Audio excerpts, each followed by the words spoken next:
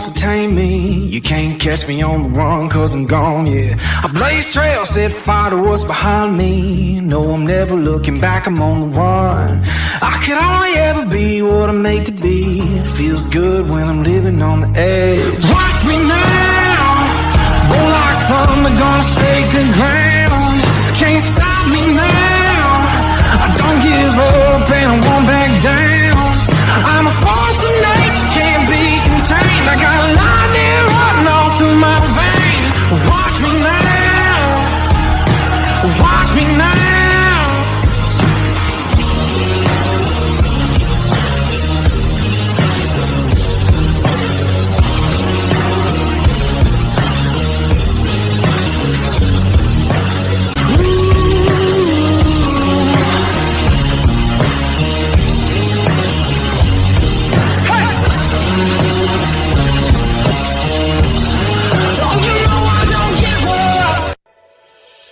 Hi, I'm Wyatt Milam. I'm from Canova, West Virginia. When I'm back home, you'll find me at my local Par-Mar store. We have that gold and blue pride at your local Par-Mar store. We are coming to your neighborhood soon. West Virginia, Kentucky, Ohio, Pennsylvania, and Maryland, we have you covered. Download the Par-Mar app and sign up for the Par-Mar rewards card. Food, gas, groceries, and more. We are gold and blue proud, and we are Par-Mar stores. If there's not a Par-Mar store near you now, there will be soon. Law offices of Mark Plants and Kevin Davis. First line of defense. Buzzballs, ready-to-drink cocktails. #1 single-serve premix brand in the U.S. Buzzballs, have a ball. And yes, today it's Wednesday, September 13th, and Buzzballs, have a ball, man. Have a ball. Get it started right. That's right. Pitt, backyard brawl, get it started right. That's what we do in Mountaineer Nation. I know that's what you do. That's what I'm going to do. And we got it going on today because I got the true Buzzballs going, which would be only a boom. And that would be Freddie Boom Boom Smalls. Now, before I get to him, though, I have a couple things I got to do. I got to do some business first, but I got to do this for Mikey here. So let's go ahead and take a look real quick here. Mike Dunlap. All right, you know what's going on with him. Most of you know, so I'm going to put him up here. All right, PayPal.com at polkadot66@gmail.com. Hey, listen, you got Coach Daly, you got Daryl Taylor. All these guys are coming out to support Mike. You know, he waited 3 years to get his kidney. And when he got his kidney, man, he's had so many complications. Now he needs to have open heart surgery, and the financial bills are just piling up. I'm sure you can imagine. So if you can go to PayPal.com, at polkadot66@gmail.com, give what you can, man. Give what you can. It doesn't matter. But if you can support him, all my Mountaineer brothers, if you can support Mikey Dunlap, man, you know what? That's who you are. That's what you are. And I know a lot of you have already done it thus far, and he definitely appreciates it. But, you know, the man is fighting for his life and for his family's financial situation. So whatever you can do for Mike Dunlap, I appreciate. Coach Nealon appreciates. Daryl Taylor appreciates. I know Boom Boom here is going to appreciate. All of our Mountaineer brothers. Anything you can do, just dig a little bit. I know it's tough times, but Mike Dunlap is worth it because all he's done most of his life, entire life, is help others, and especially even when he's been in bad circumstances. So, Mike Dunlap, please do so. Very good. And with that being said, well, there's only one way to describe our first guest, and that is Fred Boom Boom Smalls. And I'm telling you what, he was a will linebacker. He was just incredible when he played Doug Flutie, especially that Boston College game. It stands out for years. Since 1984, it stood out. His sacks, the moment. It was the big moment. It's like what's gone down for history for 40 years. 40 years. It's been in history, 1984, whatever, 30, whatever it is. But regardless, those plays still to this day are legendary. And with that, what's up, Mr. Legendary? Freddie, how you doing, man? I'm just getting ready for this brawl that's supposed to be coming up. I'm trying to warm up. The city is the backyard brawl. then let's get it on. Let's make it a brawl. What's up, Wolf Gang? What's Man. happening? Oh, this is why I brought you out. I'm like, you know what? Man, I just want to get it on, Wolf. Man. What's the first thing you think of when you think of the backyard brawl, man? Besides getting it on, what do you think of? What gets your ire, man? What fires you up? What's the blood? Don't like them personally. Just don't like. We don't like them. I'm sorry. We don't like them. It's old school. It's personal. We don't like Pitt. That's the problem right there. It's personal.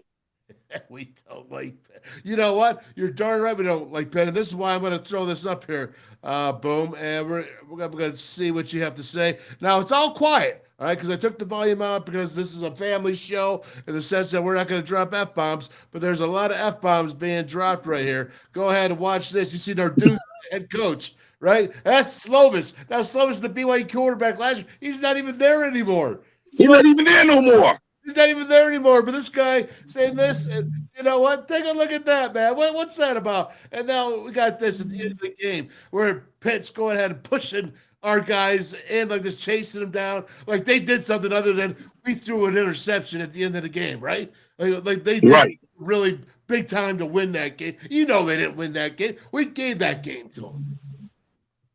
Well, you know it, Wolf. I watch your show when you call plays, and I have to be honest, Wolf.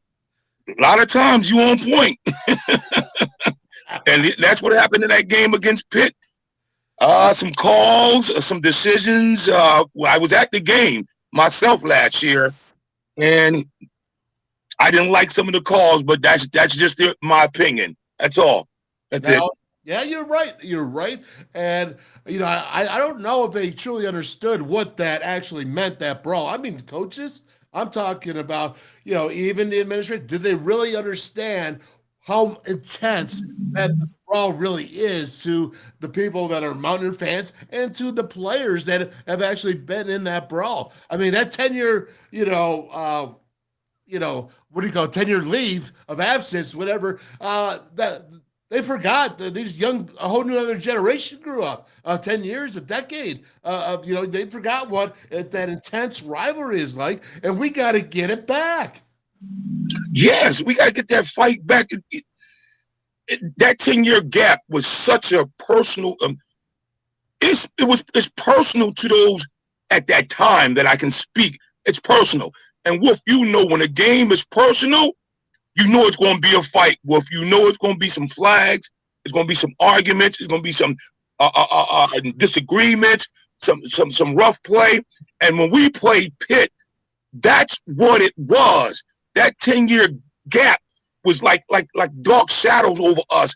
And I'm so greatly that I was a part of that team that finally snapped that 10-year gap, man. And we beat their behinds that day. We didn't get Marino.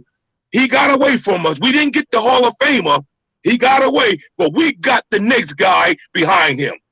Yeah, you sure did. And, you know, before we get going back into the whole Pitt rivalry, the backyard brawl, let's talk about something, because you come from Philadelphia, that area over there, and growing up, Freddie, and you know, when it comes to being tough, you're a tough dude. You're a fighter, man. You had to fight. Am I right? Yeah, well, Wolf, you from Buffalo, so you understand some type of you from New York. You know those times the streets were the streets, and coming into a lovely place like a Morgantown, West Virginia, where people show a lot of love and people more passionate and people more togetherness and unified. And you come from an area, geographical environment where people are separated. Sometimes it's hard to adapt and trust the love, because you come from a place where you don't trust anybody. But coming to Morgantown was like the inspiration, the modification of my life, because the people in Morgantown showed me how I can just put my guard down and don't have to worry, don't have to panic, don't have to be distrustful, but they showed me love down there. And with that, that's why I love that place. That place made my life. I'm what I am today because of West Virginia. I'm letting you know that, man. Well, I appreciate that, and I've actually heard you say that before, so that's why I wanted to get into this and talk about it. Freddie, like when you first got to Morgantown, and you come from the streets, you come from tough neighborhoods, right? And gangs were prevalent all throughout where you're at. How did you separate yourself? How did you go ahead? Because how many children do you have now? I mean, I know you got a lot. I have 4 kids. I have 3 in college. All right, 4 kids, 3 in college. You know, coming from your family right there, you're in college. You separated yourself. You made it at WVU. How did you go ahead and do that?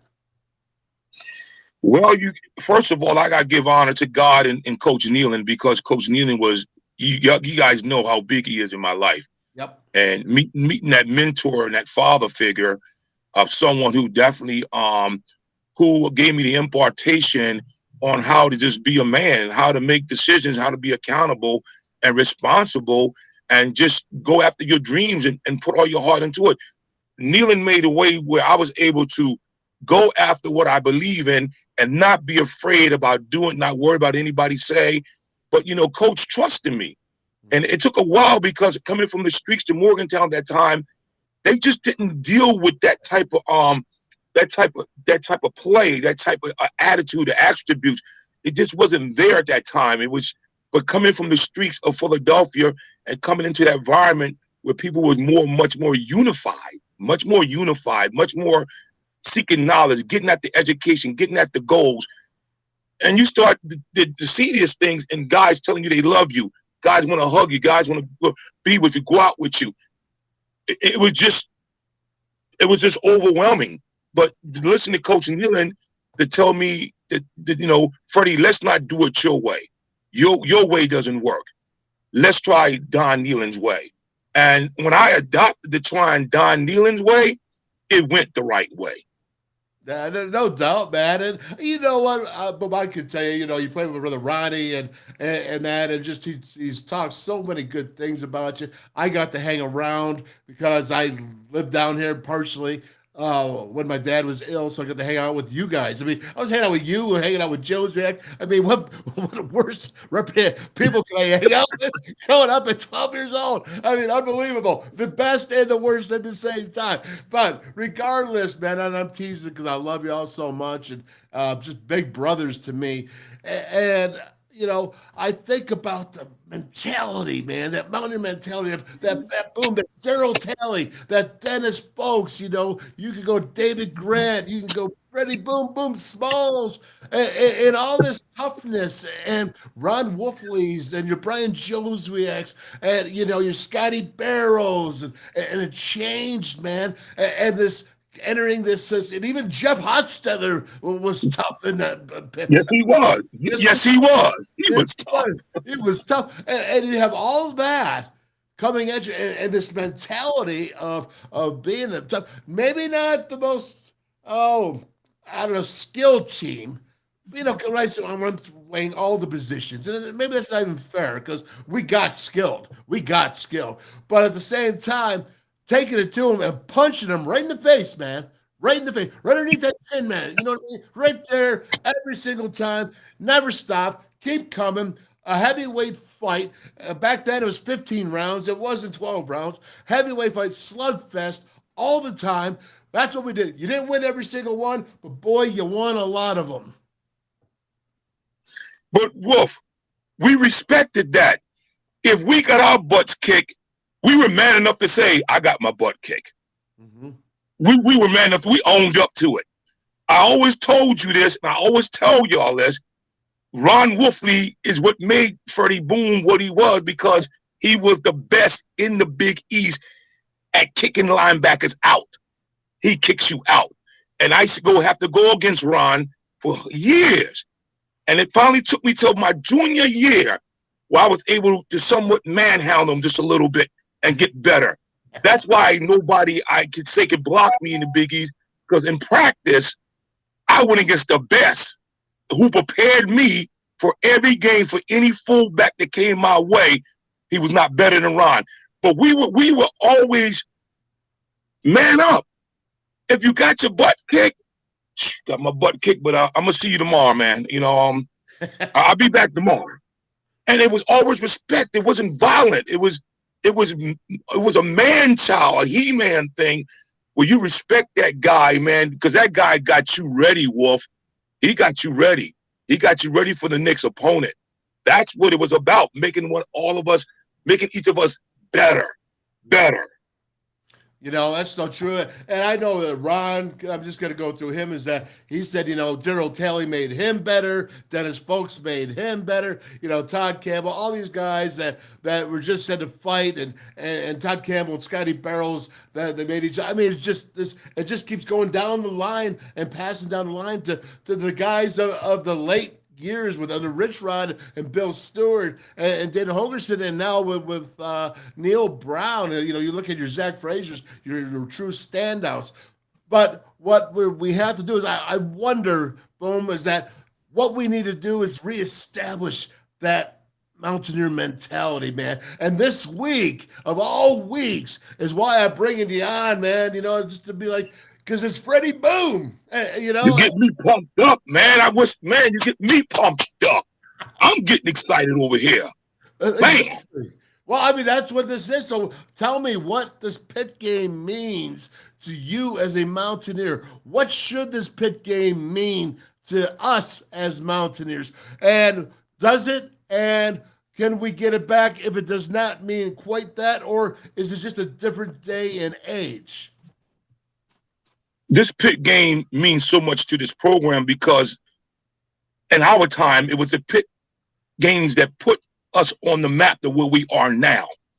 By beating the Penn State in 30 years, beating the Pitts in 10 years, we established such a tradition, and we established that we are on this level too. We are 5+ too.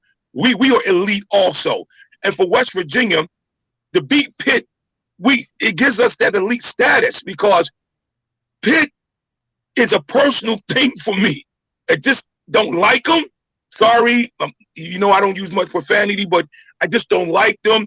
They're coming in our backyard. They're coming in our house.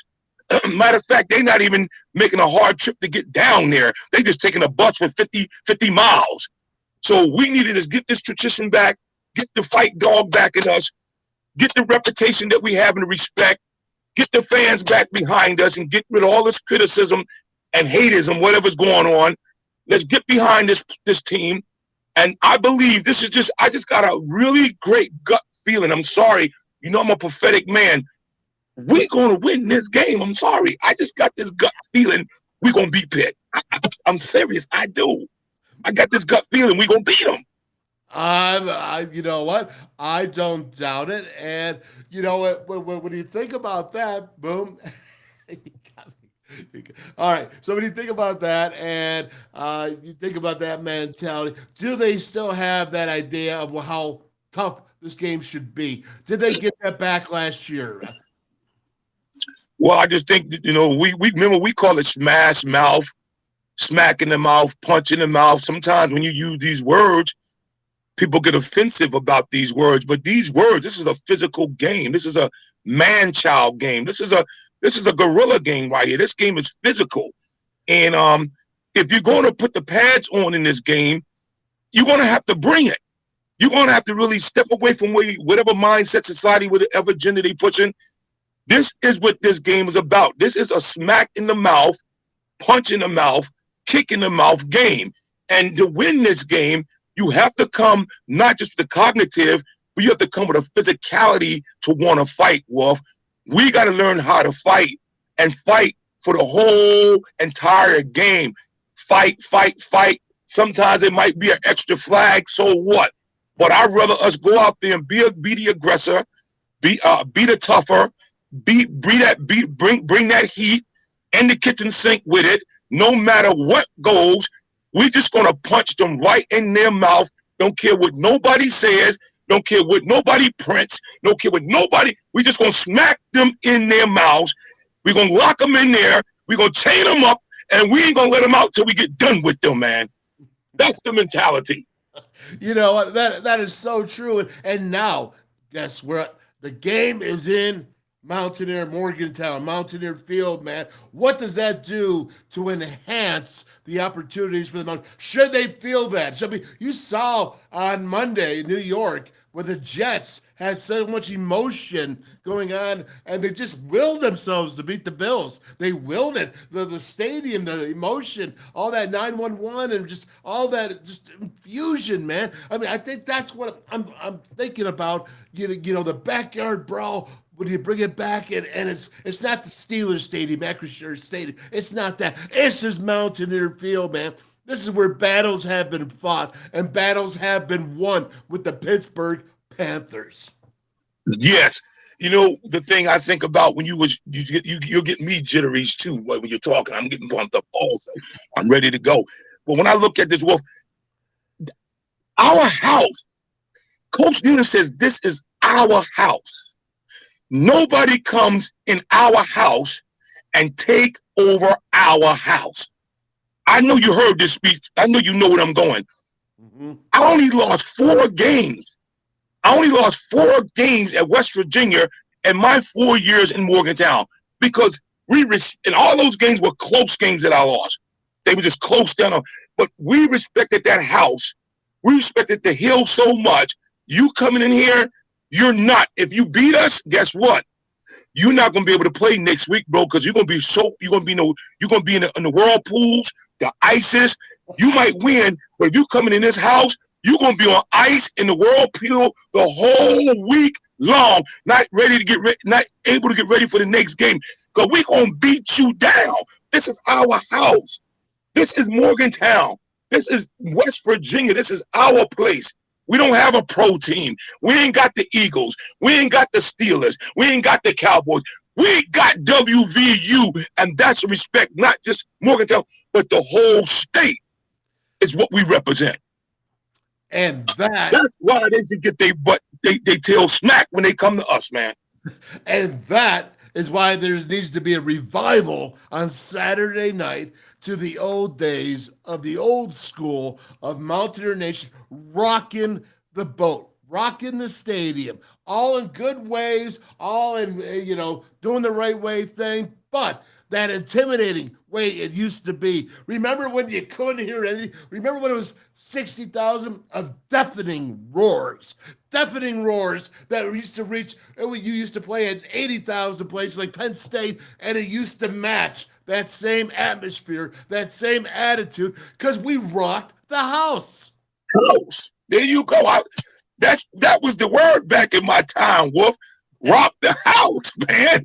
We're going to turn it out. I remember the Penn State game where they had to stop the game and tell our fans if they don't shut up, they're going to throw a flag on us. I remember that. Yeah. So we had to wave at the fans and ask our people, calm down, they're going to penalize us. Yeah. That's what we need. We need that electrifying. We need that chemistry, that synergy, that energy, where we just going to go buck wild because this is our house in a good way, Wolf, but just do it like for the love of the blue and gold. Do it for the blue and gold. Do it for the representation of what we represent. And that's our house. No matter who comes in there, you're going to get your butts kicked. And we'll just deal with everything else later. That's it. That's the attitude. That's it for me. I deal with the consequences later. But we're going to smack you down while you're here. I mean, can you remember, and this is, I know you can, when you sacked Flutie for the last time to shut him down and knowing that the game was going to be, remember how crazy in 84, that stadium just rocked and thundered and shook, and you couldn't hear a darn thing, anything. It was pandemonium, man, and it was just one of the greatest moments all time in WVU football history. I can go to 93 Miami game. I can go to the 88 Syracuse game, but I'm certainly going to 84. Certainly going to 84 Penn State. I mean, those games are games that last a lifetime. And we're still talking about them today. The Penn State game, I ran off the field. I mean, there was a Cloud Rush Mountmore coming on the field. Man, I took off. I was like getting out of there because the fans, there was still 30-something seconds left in that game. And they just stormed the place. And you saw some of his, we never saw it. this is crazy. We run into the dressing room. And Joe Paterno came in and gave the game. But I remember when the fans stormed that field, I was gone. I was out. I mean, I was running for my life. There was thousands of people that stormed that field. They tore down the goalpost. They dragged it down the sunny side. They took chainsaws and started cutting it up, man. You talking about like a frenzy of love? And I sat and watched this, and I didn't understand it because I was from Pennsylvania. I'm from where Pitt and Penn State is, but I didn't know what that meant to those people from 30 years. When I asked the police, I said, "You're not going to do nothing tonight?" He said, "I was 2 years old last time we beat Penn State. I'm not working." Huh? He said, "I'm not working." In his uniform on Sunnyside. Fires everywhere, man. People rolling in the fire plugs. The fire plugs going down the street, the water, and folks is in the street rolling, man. I'll do anything to get that back. Just one, 2, 3 times, whatever. I'll do anything, and I will take part in it and have my fun and celebrate with WVU when the fans come with that kind of rouse and that kind of excitement. Man, I would love to see it. My God. I really think that's the way that atmosphere is going to be Saturday night, and I'm hoping that every single Mountaineer brings their entire A game, because I'm going to tell you, this game, boom, is a lot more than just the Pitt game. Don't get me wrong. We already know what that means.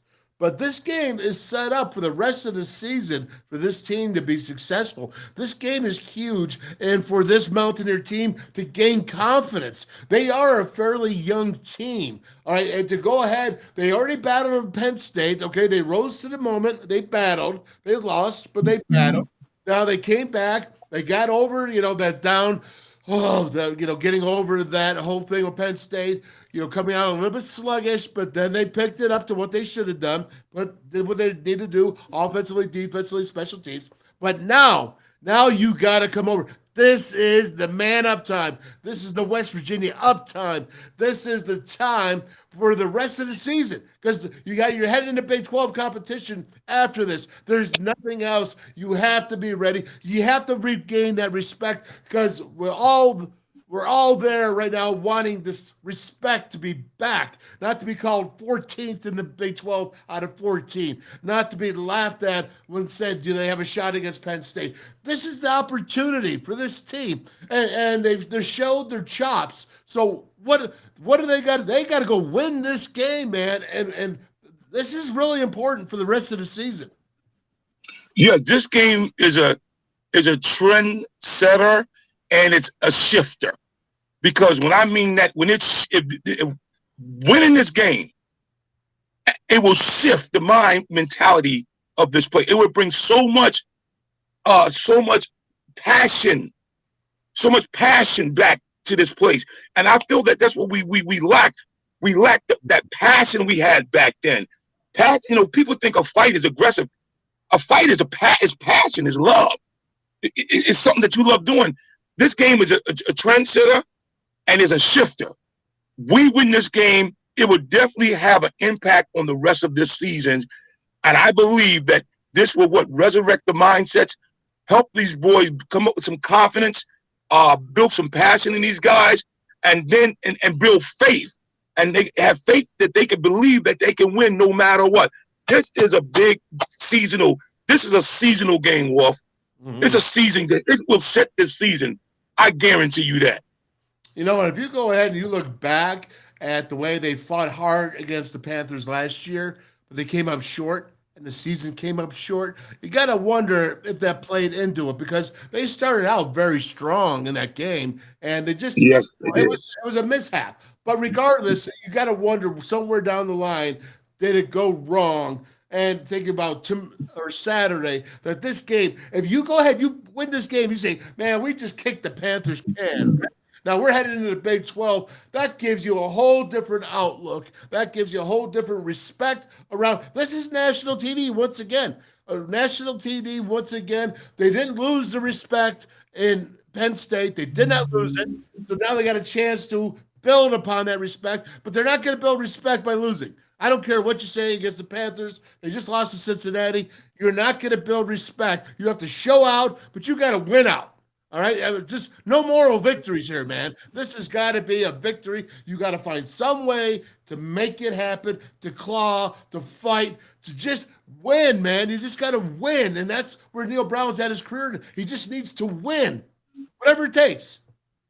Absolutely, positively, I agree, and I concur. Exactly what you just said. Look, everything's in our favor this week, Wolf. Look, we're on television. We're home. We're home. Yeah. We've got our team and we got our fans, Wolf. It's all in our favor. But can we bring the pit bull and the Rottweiler inside of us? Can we bring that pit bull Rottweiler out while we have all these advantages and not get complacent and too relaxed and just come out as fighters and smack them early? Take their heart early. Early. I would tell them if we're going to get them early. It's not going to prolong like Duquesne and we wait in Penn State. We waiting down. No, we're going to kick them in their rear ends early. We taking no prisoners. We're going to scratch. We're going to fight. We're going to claw. We're going to bite. We're going to punch. We're going to kick. And we're going to smack them early. We're going to jump on top of them quickly. How we say it in the streets, we're going to take their hearts, man. That's me, man. That's the way I come to this kind of game. This the way I'm coming. I come to this game just like that. I'm going to take your heart. All right, but last thing. Give me your best Pitt Panther backyard brawl story. Well, it was a losing game that I wanted to beat Dan Marino so badly. I mean, and we had him. We had them 13-0 going into the fourth quarter. And we had the ball. And I asked Bill Legg, was he at the center, but I think he said it was Dave Johnson. We fumble the ball. Pitts gets the ball. Marino, we had him all game, busting him up all game. Couldn't complete a pass. He throws a touchdown to Julius Dawkins. Now it's 13-7. For some reason, they got the ball back. It hits Dwight Collins, and they beat us 14-13. God, in the last minutes. I remember that. Oh, I remember. Oh, that sucked. You know what, though? We've done it so many other times. You guys did it, and you took advantage, and you beat them. You know, boom, I'm going to say this. You know, Mike Rounds here says, I don't think, here, let me put it back up here for you. He says, just out of respect to you, I don't think that Neil Brown gets this team fired up. He needs Boom Boom to fire this team up before this game. Hey, I'm going to tell you right now, anyone that wants to get to Neil Brown and say, listen, Boom Boom will come down and he will talk to the team anytime you want before a game and tell them about the Mountaineer way, Mountaineer mentality, and deliver the boom. Rich Rod did it. Rich Rod brought me in the Temple game. He brought me in the Rucker. Rich Rod brought me in to get him fired up. And guess what? We kicked butt those both games. Oh my! Matter of fact, we Pat White went out and threw for about 400 yards against Ruckus. Oh my gosh! You know what? I was gonna have you answer some questions about the game. We're going to do it. You're going to drop the microphone and do a walk-off on that because that's the way to leave it. That was fantastic. This is the best half hour I've had in a long time, man, talking about WVU football. Boom, you always bring it, man. I appreciate you. Thank you so much for coming on today. Wolf, thank you, man. You know my love for you and your family, Craig and Ron. You know how much I love you guys. You know that, man. Much love, and thank you for having me, man. Oh, it's right back at you to your family, and God bless them all, man. And God bless. Hey, thank you for your service, brother. Thank you for your service. And thank you, guys, and hope to see you guys down there. Yep, absolutely. All right, thank you. See you, boom. All right, Wolf. Be blessed. God bless. Thank you. Thank you. Oh my gosh, see, that's what I'm talking about. Being you wonder where I get my passion from. You know, I had mentors like that That's what I grew up watching. Ronnie came in 1981, Pony Boy, my brother, came in 1981. He learned from Daryl Talley's, Dennis Folks's, and your Todd Campbell's, and all those guys. He learned from them, and then he passed it on to guys like Boom, and and when Jozak was there with them, and Barrows, and Oliver Luck to Jeff Hostetler, to all the way down the line, and it just kept going and going. And I think somewhere along this way here, we got to get back to who we are. As I keep saying all summer long, I kept saying we got to be blue collar. We gotta have passion. Well, Boom is the one who's saying he's missing the passion. I remember when somebody would say Mountaineers are going down here bad here, do this, rated bad. Mountaineer Nation would stand up and fight like dogs. Like dogs, man. The Mountaineer Nation would fight and defend their team and come out with 14th and people are that's what we're missing. That's what we have to reinstall. A great opportunity to go ahead and reinstall that Mountaineer passion, that Mountaineer mentality, that I'm gonna go balls to the wall all game long, whether you're a fan, a player, whatever it is, that Mountaineer passion and fire and just annihilation of your opponents, whether it be mine or physical or your soul, whatever it is. This will be a great opportunity for Mountaineers to find it, rekindle it at the Pitt, the backyard brawl, because that's what this team needs. That's what this team is lacking. That's what I think everyone's lacking. And I'll throw myself in there and say, darn it, I let the guard down. I let it down. It was my fault for doing that. That's what I'll say. All right, I'll take some heat. But all of us need to take heat because we need to get it back. And golly, if that is just making me just so fired up listening to him, man. That's why I want to bring him on. It's Pitt Week. It's a backyard brawl. And it's no joke, man. This is what we're talking about. This is the way you say, well, Wolf, you're getting kind of a little crazy on there. Well, you know what? Maybe it takes a little crazy to go ahead and turn a program around. Maybe it takes a little crazy to get jacked up. Maybe it takes a little crazy to go punch somebody in the mouth of the field when you're in the play and in the legal rules. But, man, you're jagging them, right? Jacking them up. Maybe it takes some of that. Maybe it takes a whole nation, Mountaineer Nation, to go ahead and rekindle and refeel that passion and love and basically anger. Anger, man, out in the field and deliver some physical punishment. And if you don't like it, maybe that's what's wrong. Then maybe that's what's wrong with today. If you don't like it, maybe that's what's wrong, because that's what Mountaineer Nation is missing. It's missing that fight. And, Boom Boom, he would never, ever, ever give up on a play. He would fight to the very end. He chased Doug Flutie down when the Mountaineers needed at the most critical time of the game. Mountaineers never lost to Doug Flutie, 4-0. And they just fought him and just crushed him. And I can remember it, 1984 to this day. Watch it. I was, where I was? I was on the sandy, grassy knoll in the end zone. It wasn't even bleachers then. That's where I was, right there. Wow. Whew. You guys all fired up? Well, let's see here. Mike Rollins, let's see here. Great show. All right. Freddie Boom. If you don't love him, I don't know what else to say. Great show with Fred. Yes, it is. Got me going there, fired up. I was just, Boom might be from Pennsylvania, but he's West Virginia for life. You got that right. And let's see here. Timothy Green, what do you got? Boom has me ready to run through a brick wall. Yeah, that's what he does. That's who he is. There ain't no joke in there, man. That's real. Boom's real. Let's go ahead and do a chill break for a second. And I was gonna put that Tony Creedy on there. It just would have been good. Bringing Tony on at that moment and Neil Brown, kind of kill the moment. Hey, no offense, fellas, but you know what? I don't see that being a moment where you just want to go ahead and be like, yeah,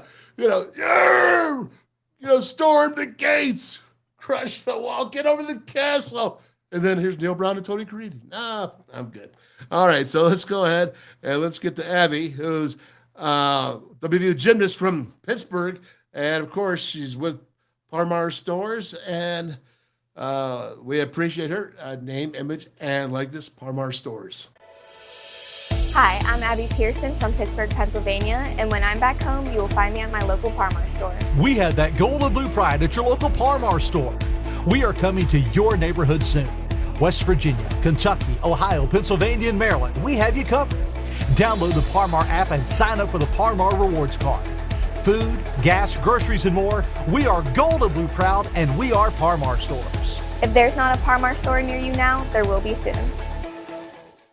Yes, and don't forget as well, you have the Mark Plants, former fullback for the Mountaineers, law offices, Kevin Davis, law offices together, their team, first line of defense right there in Charleston and the surrounding area. You have any issues, you go to Plancy there, man, and Davis, because that's who you want defending you, first line of defense. And then you have Buzz Balls, right? Have a ball, start your party off with a ball. I made up my own line. I thought the tagline was start your party off with a ball. Well, that's Buzz Balls, and I think it kind of works anyway. So very good. Let's do this here. Let's do a little bit more business. I'll tell you what, I'm like just jacked. I don't know about you guys, but Freddie definitely got me going there, man. And all right, so tomorrow, starting off in Moundsville, Thursday, September 14th, you're going to have the Band of Brothers, the book by Frank Fear, Band of Brothers, Then and Now, 66 through 70 guys. They have a signing in Moundsville Thursday at the Co-op on 11th Street. All right, if you're familiar with Moundsville, you'll know what that means, I'm sure. And then on Friday, they have it September 15th at the Barnes & Noble right there. Wow, that's right up on University Town Center, 2814. So Band of Brothers is a book signing. It's a big deal. The book is incredible. The book is fantastic. My copy's right around here somewhere. I'm not sure what I did with it, but I have a copy. Love the book. Love the stories, man. It's true Mountaineer stories. And you know, and it's before the Don Nalen era. So for all you youngins that thought Rich Rod started or thought that, you know, Coach Stu started or Dana Holgerson started or even Neil Brown. No, this goes back to before Coach Neal. This goes back to Coach Bowden. And, you know, you have Signetti, all those guys that were in there. So, this goes back to the history, but it's the same mentality. These guys had. They grew up there, you know, guys that just worked hard. They fought hard. They fought with passion, and that's what you have to do to go ahead and do that. So let's go again. Let's see what else we got to do here. Coming up here, let's check into this bit. Let's see here. Cover 2 data. There we go. Now, I have Jeff Davies is going to come in on this cover 2 data, and he's going to go ahead and jump in this. But I want to show you this. This is what comes out weekly, and it's Substack. It's this publishing form, and I'll show it to you how you go ahead and sign up with this. Let's just go ahead and let's get this going back here. There you go. We'll pause that right there. Right on. All right, here we go. So, well, this is what comes out every week, and it's so cool because I have this a weekly summary, and I'm going to bring out tomorrow is the summary of after the Duquesne game. It came up and it summarized everything for me that I just needed to know, all the stats, all the information, everything I wanted to put together for my thinking of how to actually, or what came out of it. Penn State did the same thing, Duquesne. And now the pregame is up here for Pitt and West Virginia. And when I look at it, so you come out, this is the first thing it has. It tells you about capacity, 60,000, the stadium. You know, Pitt's obviously ACC, Mountaineer records, Pitt's record. They're 1-1. They lost to Cincinnati. And then we go ahead and let me see, fit this in here. There we go, right there. Next page. Okay, now look at this. Now this is not intended for betting, no lie. This is your call. If you want to bet, you can. But West Virginia is getting +1. Over under is 50. The money line 105.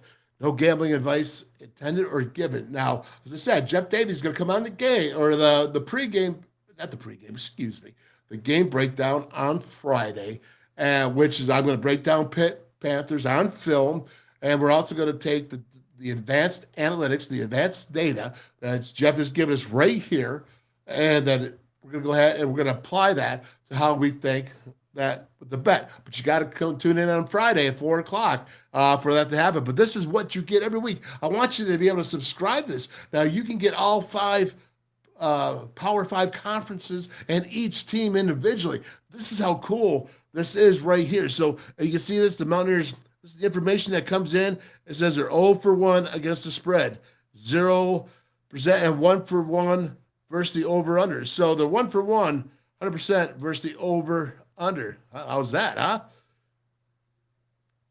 And move that. Okay, so that's what the Mountaineers are. Now, so yards per game is statistical averages. West Virginia, you can see yards per game, 2 games, 464. Penn State, Duquesne, equaling out, 308 Penn State, over 600 there with the Mountaineers against Duquesne. But Pitt, they went Wofford, so they had a team that was FCS as well, and then went with Cincinnati. So they lost 27-21 that game.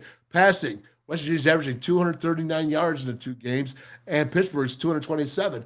Now, Jerkovich, the quarterback, went 10 for 32 against Cincinnati. I got to believe with the success that he's had, that he's going to do better than 10 for 32.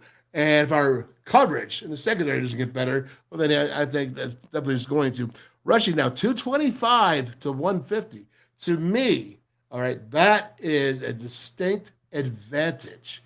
Okay, that offensive line that's been we've talking about since the beginning of the year, before the beginning of the year, is truly there for the rushing department. And we have running backs, C.J. Donaldson to watch out, Jalen Anderson, right? And then Justin Johnson Jr., Triple J, he hasn't even gotten started yet, a little banged up. And then here comes Jaheim White, right? Okay. All right. So that's good, man. And then, you got some young ones as well. So pretty good. But look at it. This is how you get the breakdown here. Rushing TDs. You can see the 3. The colors of passing TDs, 2, if you're not colorblind like me. And then the turnovers, you can see the one that West Virginia had. And, so it's pretty cool. You see the sacks. Everything is there. Everything is right there for you. When you look at that, when you see the Pittsburgh thing and you see the West Virginia, it's very cool. This is what you get every single week for each and every game that you sign up for. And we'll move on to here. Now, this is the advanced stats, and you can see the plays, 136 on offense, 103. So it's breaking it right down. How many drives? 22 drives. This is free now. This is free service, all right? So you want to know what's going on in the games. You want to know what's going on in the conferences, because it comes out with conferences stuff and games. It comes out for teams and individuals. So you see the success rate of the offense at 40% and 31% on the defense. I tell you, that's pretty solid, man. Opportunities, 15, 6, points, 66, 27. Well, all right, so pretty darn good. Points per opportunity, you're looking at 4.4, 4.5. Okay, field position average start, 71.2. That's part of the field. That's good. That's good right there, because we got 71 yards to go. Average expected points per drive. That's what you go. That's what it's looking at, is 1.42. Why is that important? Because now you're looking at the defense, it's 1.13. So that's telling you the offense is doing better than the defense. So that's how you start to look at this analytically. And when you go to rushing and power success rate, and stopping the run at 40% is overall is pretty good. And rushing, they're having a good success. Their stuff rate, obviously, line yards. You look at second level yards and open field yards. This is all stuff that Jeff is going to come in and make sure that you understand it all, especially how to read. But those are good stats right there. Obviously, even being 1-on-1. It's not bad right off the bat.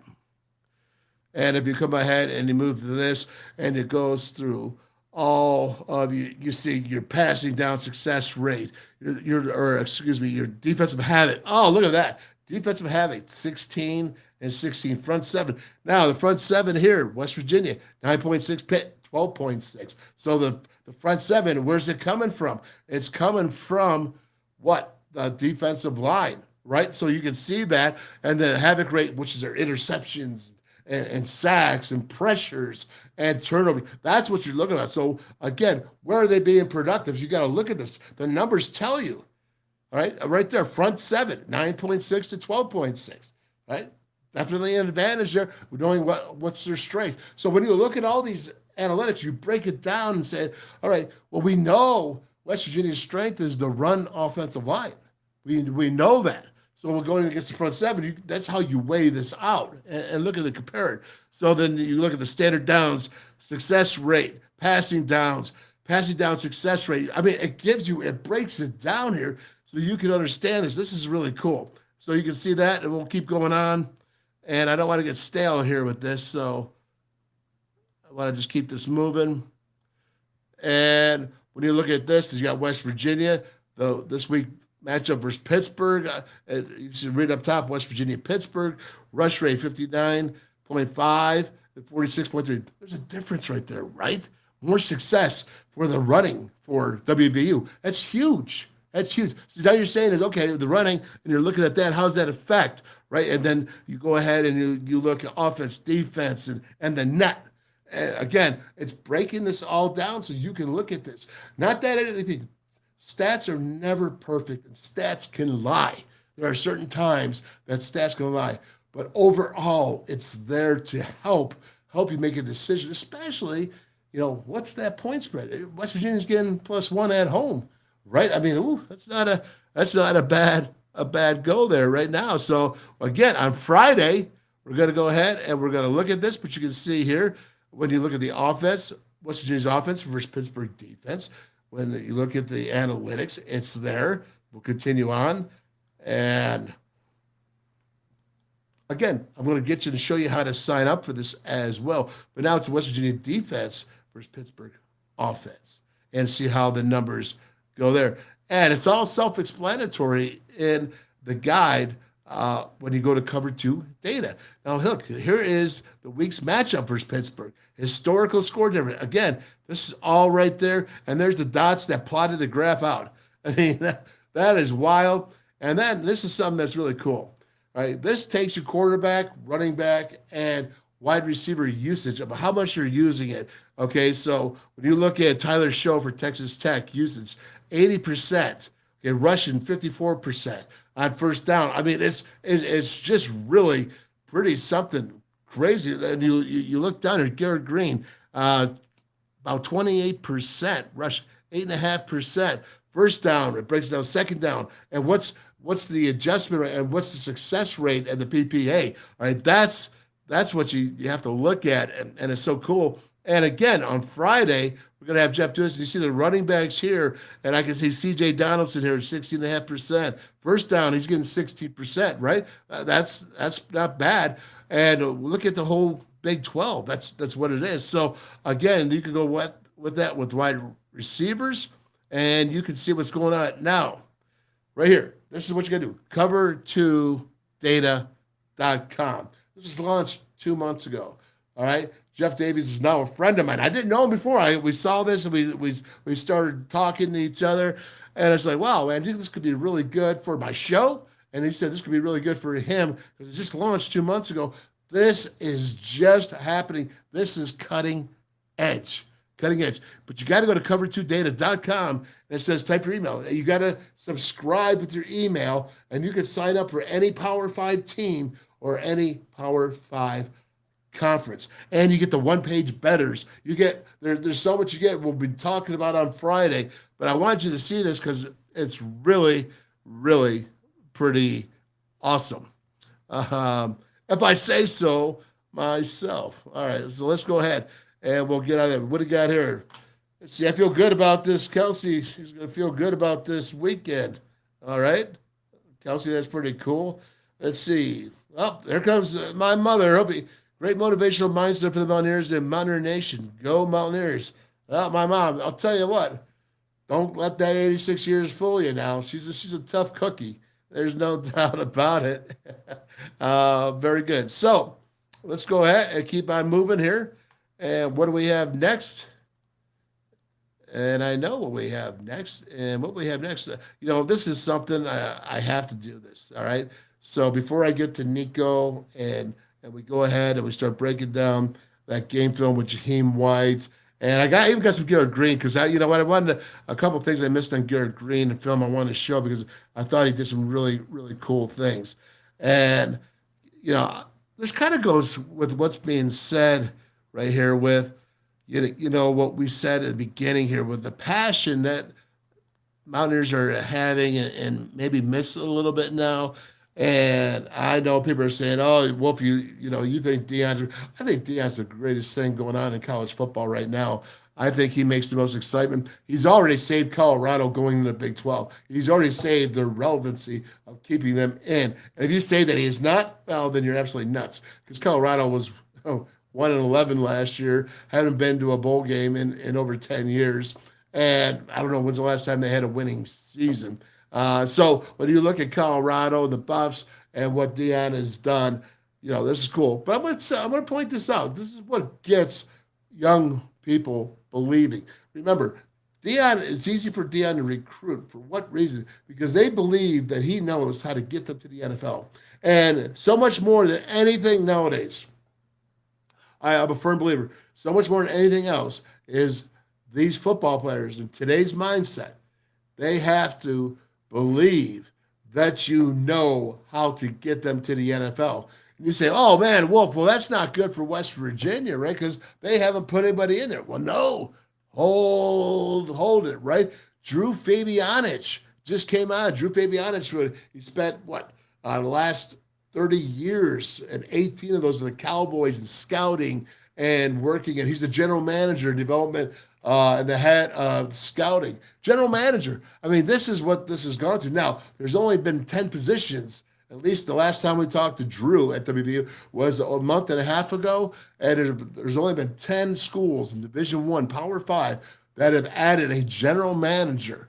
And so what Drew does is, listen, he's been there. He has over 60 dudes, or close to 60 dudes, that he was part of drafting and went on to be Pro Bowlers. Not just making the team, not just being a number of years, but actual Pro Bowlers. That's who West Virginia has right now. So when players that they're recruiting, they say, "Well, how are you going to get us to the NFL? Because you really haven't had it." Well, okay, no, Neil Brown says, "All right, well, listen, now we got a guy. His name's Drew Fabianich." Well, that's the same thing with Deion. So, again, I see Ren Baker, kudos for that, because that's a big deal. That is, that's probably one of the biggest offseason moves I've seen since the WVU went to the Big 12 and stayed relevant. Seriously, that's how big that type of offseason move is, to hire a position like that where young football players that are being recruited, transfer portal too. It's not just high school, it's transfer portal. But say, "Listen, I know if you're good enough to get to the NFL. I know how to get you to the NFL. I know what you need to do to prepare to get into the NFL." That's got to go a huge way. People are missing the boat on that. No one's reporting about that. No one's talking about that right now because you're missing it. That is the biggest recruiting tool that Deion Sanders has, besides the fact that he's got some cool funk to him, right? And then when I say cool funk, this is about having a good time. This is what I love about football. This is about passion. Let's watch it.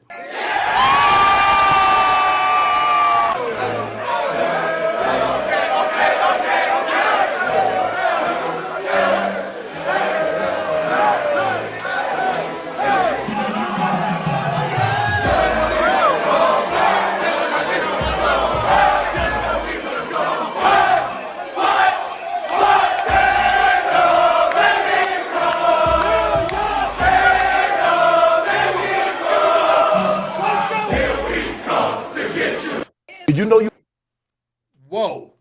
You see that? You see his speeches he's doing? He has this team believing, just like Freddie Boone was talking about it, man. Believing in that Mountaineer mentality, believing in that passion. All right, that's what Deion's got going on there in Colorado, because you can see it in the players' eyes. You can see it. And the old one, I have no idea who she was. She's got to be somewhat important. because she's in the locker room dancing with Dion. I'm probably missing the boat on that story, but I think it's fantastic, right? But again, it's about that exciting time. It's West Virginia. It's West Virginia, the pride of every Mountaineer. Come on, you old grads, join with us young lads. For West Virginia, now we cheer. Rah, rah, rah. It's time, boys. Make a big noise. No matter what the people say, for there's none to fear. The gang's all here. So hail, West Virginia, hail. And when you see those players singing that, or you're singing that yourself, or you're singing it together in a group, that's what we're talking about. And that's the passion. That's the passion that this football program needs to have. The passion that the basketball program, the passion of all sports, and the passion of athletics, WVU, that's what we used to be. That, Mr. Ren Baker, is who we are. That is our soul. And that is what you see what Dion is doing. He's transforming that. That is the human spirit coming together and fighting and believing not only in Coach Deion Sanders and in his coaching staff and the administration, everybody together, but believing in each other, believing in yourself, but believing in your teammates. That is passion. That's fun. Football's fun. When you sing that, when we used to sing that fight, we sang that fight song. We didn't sing it after we lost. We didn't sing that in the locker room. We sang it when we won. I mean, 30 plus years ago, I'm still singing it. Still right there, because that was your passion. That's your soul. That's who you are. That's your mentality. That's your culture. That is a Mountaineer. And that's what I'm trying to point out with Deion Sanders. That's what he's got going on. And that's what I want to see. Again, going back, I brought Boom on for this reason. Brought him on because I knew he's called Boom for a reason. Because he is that guy who's going to be, let's go. But because you know what? He brought it. He brought it. And he was passionate. And again, a wonderful, wonderful opportunity. Wonderful opportunity to go ahead and bring that. I'm not going to play this next one, but I am going to play here because I think it's important. A little off the subject here. But let's get it going here with Haas. Okay. So here's Haas on Monday night. All right. New York, you see Eli there, Phil Simms. And here we go. And, you got to turn it up. Adding all together. Quarterbacks for the Giants Stadium, this history of MetLife Stadium, the Super Bowl winning quarterbacks for the Giants. Phil Simms, Jeff Hostetler, Eli Manning, all together. Hostetler really helped organize this. Quarterbacks United is a great endeavor. 57 current and former quarterbacks trying to bring attention to suicide prevention and mental. All right. Well, I think that's just as important as anything, that our guy, Jeff Hostetler, out there leading the way. And just so happy to be associated, happy to know the Haas, know that he's a great leader for WVU, great leader with the Giants organization, a man that stands out for a long time and is doing good things. And anytime you're going ahead and doing a cause like suicide prevention, any cause, it doesn't matter, any good cause, that's being noted right there. And that's having outstanding citizenship, outstanding leadership. And once again, thank you, Jeff Hostetler, for what you do. Now, with that, I'm going to go out here and I'm going to say here, right here, let's go with this here. I'll tell you, Kelsey, man, just you seeing that wolf got me choked up in goosebumps. I was class of 07, and man, what good times those were. We sang that after a lot of games. That's right, man. That's right. Yes, you did. Yes, you did. Oh, boy. All right, here we go. Not in football, but still as an alum, we lived and breathed it. Yep. All right. It's that passion. It's that passion you speak of. That's the passion what we're talking about. That is what, of all things, if I could just top it off and just say it, this is an excellent opportunity for Mountaineer Nation to regain that passion, to regain that respect, to regain that type of, give me some swag, right? Just like Dion says, play me my theme song, right?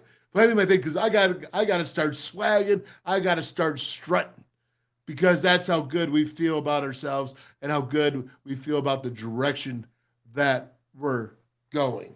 All right. Okay. I know a lot of you have been waiting this, and I want to go ahead and get to these highlights. So let's go ahead and let me open this up for the highlights and break down some film for you. Because I'm going to tell you what, I first yesterday and actually last 2 days, I've gone ahead and kind of went through the game chronologically up through the first to the weather delay and, just play. I want to do some highlights. I want to point out some really special things. I've already showed you most of the good, most of the bad, what needs to get better. All right. So this is about what needs to get better and what's good. And this is what I like. So let's rock and roll. By the way, I wore this Superman shirt for Boom. I always thought growing up, and I forgot to tell him this, I always thought growing up that Boom was Superman. All right. I saw him with Doug Flutie. I was in the end zone on the grassy knoll in the end zone before there's even bleachers there, before there's no suites, no nothing. Right there watching. We used to sit there, and it was the coolest thing. And just so you know, his Boom was Superman. All right. So with that being said, it's not about me. All right. So let's take a look at it. Now, this right here, this is 14-7. This really was critical. I'll tell you what, this is a play that could have gone either way. Honestly, it could be just called a rub where he just got in the way. Maybe he did put that shoulder down a little bit too much, and so the Mountaineers got a good break here because they put it back on the 20-yard line, and they had to kick a field goal. So it kept it to 14-10. But again, as I want to show you this and take a look for what you see here, I think he would have been open anyways. I mean, look at this. I think Audrey Barber, he's got to do a better job. If you're going to do this, look up. He's 2.5 yards off the ball. Did you ever notice how these guys, they don't wear mouth guards? Like they got them hanging? Anyway, just sidebar. But I find it amazing because we always had to have a mouthpiece, and I would have loved not to wear one. But again, I don't know if Aubrey Burks would have been in a position right here to go ahead and make this play anyways on the way they have it lined up. I'm not sure, but regardless, it was a penalty. I do think it's worth noting, though, that you got to jump that. If you're going to go tighter, you got to jump tighter, and I think you got to react a little bit sooner. Now, so I've been really tough, tweeting out there, soft coverage, and rightfully so, in my opinion. And I'm not going to take that back. Rightfully so. But I think it's Beanie here, and he goes ahead. Now, look at this. Now, even down here, look down here, all right? This is moving up. This is not giving 10 yards, all right? This is not giving 10. This is coming up and challenging. And, yes, he gets the interception. He makes a great play. But, again, let them play football. I don't know who's been telling them to back off. I don't know if anyone has told them to back off. And maybe it's been their whatever. If it's whatever it is, you can't challenge every play, but certain plays you can. And you need to change it up so that they're not always the same thing. Once you get to a routine, then they expect it, and it's a lot easier to make calls. So go ahead. Now you move up. I like this. This is good job right here. Check it out. He's out there. He's on him. He drops the hips. He turns, and now he's going to make an incredible catch, which I have no idea if he knew where the ball was or not, but it doesn't really matter because he reacted to it, and he made the catch. Well, look at him right there. He's fine. What would you be so afraid of on this wide receiver, even though he could run? Because you know what? That's what. You've been in the battle yourself. Why? Unleash them. You're going to get burned sometimes. There's no doubt about it. But also, you're going to win some too. And just like that's a victory right there. I liked it. And I say, go ahead and challenge more. I didn't play the game of football to be passive. All right? I certainly didn't play defense to be passive. You play, I'll wait till we get a zone. We'll play it right here. Which will be effective right here. This right here, I think, is Gigi. All right? So he's throwing the ball up to Clem. Man, here, that's a nice ball, man. That is a nice thrown ball by Garrett Green. I'm going to tell you that. Listen, there's pressure coming. The offensive line does a nice job. It keeps the pressure off. He stays in there, and he's not worried. But you know what the difference was there? His feet were set. Watch his feet. Very, very good. You'll see him when he goes in. Again, look at that. Okay, now, watch this. This is what everybody's heard from me. Throw it to a tight. Set up a play. You can call a play to the tight end, which they just did here. So kudos, man. WolfMan's call. The truth is always in the call. And I tell you, when I say I think you should do this, all right, it's coming from my heart. I'm trying to help you. And again, you got a guy 6'7" Colt. What dude's going to tackle this guy in the secondary? First of all, great block there by Wyatt Mullen. I mean, he just about mauled him right there. Some random, very good. But now look at my man Cole Taylor. He's 6'7", man. He's 240. I have no idea what is he, 250, whatever he is. And he's going to. There's three guys to bring him down. Not gonna bring him down. He's got great range. He's gonna be a stud. I'm telling you what. Right now, I'm saying this. Neil Brown, man. And I would target him 10 times a game. I would target him. It's gonna help your quarterback. You can see him a lot better at 6'7" and long arms. You can see him a lot better. If you call plays to him, that's cool. And if you go ahead and you give him to be the first read, that's really cool as well. Just like you did when you go trips to one side with the three receivers, and then you put that tight end either in line, right there at the end of line, and just go and basically vertical. You saw with Garrett Green so far. You've seen it with Nicco Marchiol in this game. But go ahead, feature him. I would target him 10 times minimum a game because he's as good as you got. As good as you got. Again, but set the play up. You get good blocking out in front of you, and I get one a little bit long on my tangent there. I apologize, but I'm that dead serious, man. Go ahead. Just like Freddie Boom says, I'm telling you, I see this stuff. It just comes, man, because of all my years of studying, and this dude is exceptional. He should be touching the ball 10 times a game in your offense. He's that difference. He's a difference maker.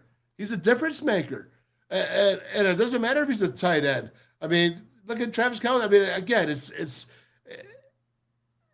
when you get your best players on offense to touch the ball. If some players are developing and they're not quite there yet, I understand. You got to build that. You got to work with them. Everything is relative. But right now, who do you got?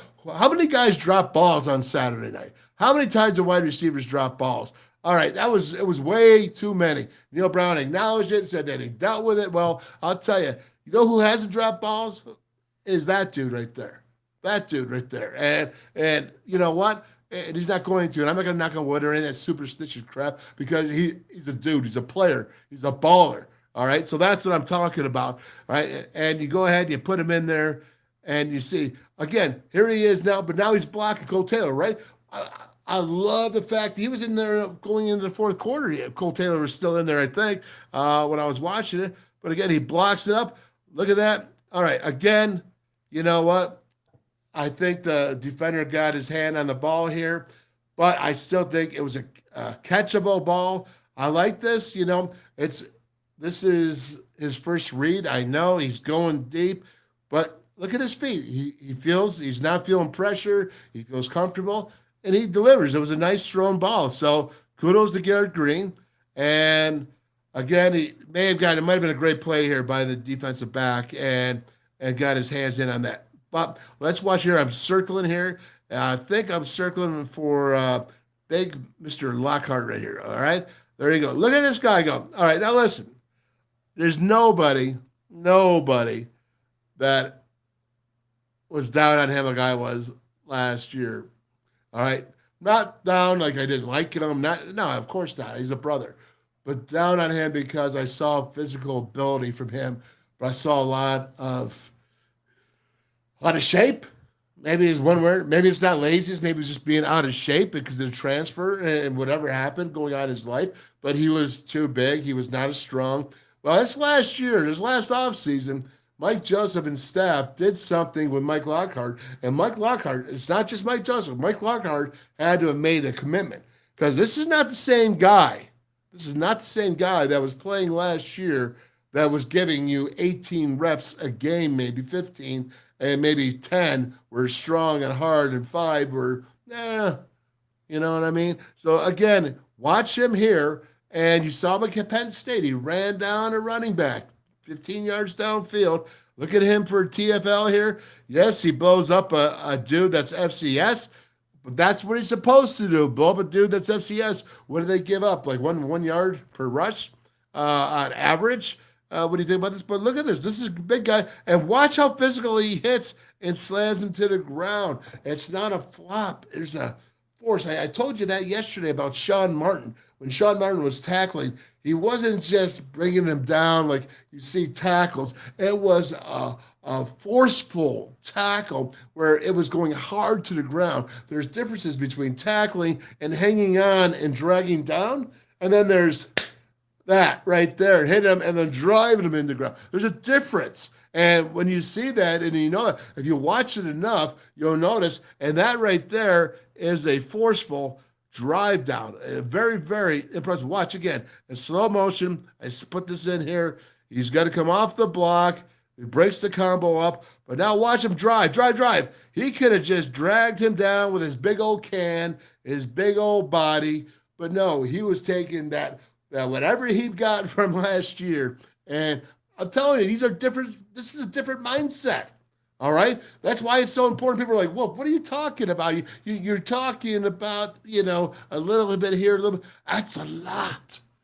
That's a whole lot. That's what I'm talking about, is that it takes a whole lot to change that mentality, to go ahead and be that, to be a little pissed off, to be a little bit physical more than you are, knowing what's acceptable, what's not acceptable, understanding that, all right? Those are things that make huge differences if you can get 11 guys on the same unit doing all those things. Now you're really, really cooking with some great chicken wing grease, okay? You're going to make some great chicken wings because the grease is so darn good, all right? That's the formula that football players need. Trust me, I'm a great chicken wing taster. I can't cook them, though. All right, here you go. Let's take a look. Coming around, you got the twist. You got a 4-man rush, and he breaks outside. Again, I think that, when you're going zone coverage, it's man coverage when an opponent comes in your zone. You can't drift away from it or just drift. You have to see them come into your zone, and you have to be in a distance, a striking distance. If the ball was to be thrown to them, you have to be close enough to be in a striking distance. So you actually have to treat that like man until that player exits out of your zone. But again now, when we're just saying this, it's not just so black and white as to say, all right, he comes in behind, I got a man, I'm on him like this. No, you got to understand what's coming here. You got to have field vision as well. So there's a difference between jumping on here and then another coming up this way, right? Someone's coming here, opponent. You can't just go run to the very edge of your zone there. You have to stay, and you have to, all right? So there is a swing. There is decision-making in that, okay? There is a feel for that. It's not just black and white on man coverage, but you have to treat it as man mentally in your mind to be aware who's in your zone, who's coming in your zone, who's threatening your zone, all right? Because you have to go. Sometimes there's only one dude in your whole side of the field into the boundary. Sometimes. And you have to realize that that's the only guy that's a threat. And you have to say, so again, playing DB is not easy. If it was easy, I'd be playing it, right? Yeah, wrong, because that'd be way too slow. But again, I think you're starting to understand is that you have to have common sense. You have to apply it, but you also have to be very aware of your surroundings, of your zone surroundings, and who's threatening your zone surroundings. Okay, that's how you teach zone coverage and how to defend it. Right here, I feel like they drift. I will say that I do feel overall tackling is improved tremendously to this point. I'm not saying they're there yet. I'm not saying it's done. I'm not saying they've arrived. I'm saying is I like where they are right now. So Dante, right, I called you out about it. And I said, or not called you, I questioned you about it. And so far, so I'm a man of my word. And it's all about the truth. So there you go, Dante. Congratulations so far, man. All right. And also here, I forgot about this. I wanted to go with Big Mike again. I forgot. So let's take it back. All right. Well, let's see what it did now. Did I screw up here? Yeah, we did. So we got it one more time. You can watch it here. And you can watch him throw it down. Very good. All right. I'm glad you saw that. But again, now watch this. All right. So we all know he's coming through. We all know the receiver gets the ball. But look at that. Look at who's running down the field. Look at that. There's no way. He didn't stop before he stops before that 20-yard line right there. There's no way that last year. No way. All right. I say big kudos to the big man. He's coming off the pressure. He wants to play football. He wants those reps. Look at him running. He's getting there. He's a little skinny cat. There's no doubt, but he's dog. He's gonna call it like he sees it, man, and go dog face on it, and he's gonna get it done eventually. Because you know what happens? Guess what else happens? There he is. You see him, man. He would have never chased us down. But guess what? What happens? The next play was that rub interference, offensive interference. So they went back to 20. They didn't get the 7 points out of this. This is a huge effort. This paid dividends down there by all of them chasing down there. But again, I'm just showing off big man right now. Big man's rocking and rolling, and big man's moving. Gotta dig it, man. Gotta dig it. Hey, give credit where credit is due. All right, so what do we got here? It looks like you got trips down here at the bottom. Look at this. They're playing tight coverage. Remember when I showed you of the game last year, Oklahoma State, when they were given 10 yards inside the 10-yard line, and they were backed up to the goal line, from the 10. I mean, it was crazy, right? Well, all right, you're challenging here. You're challenging.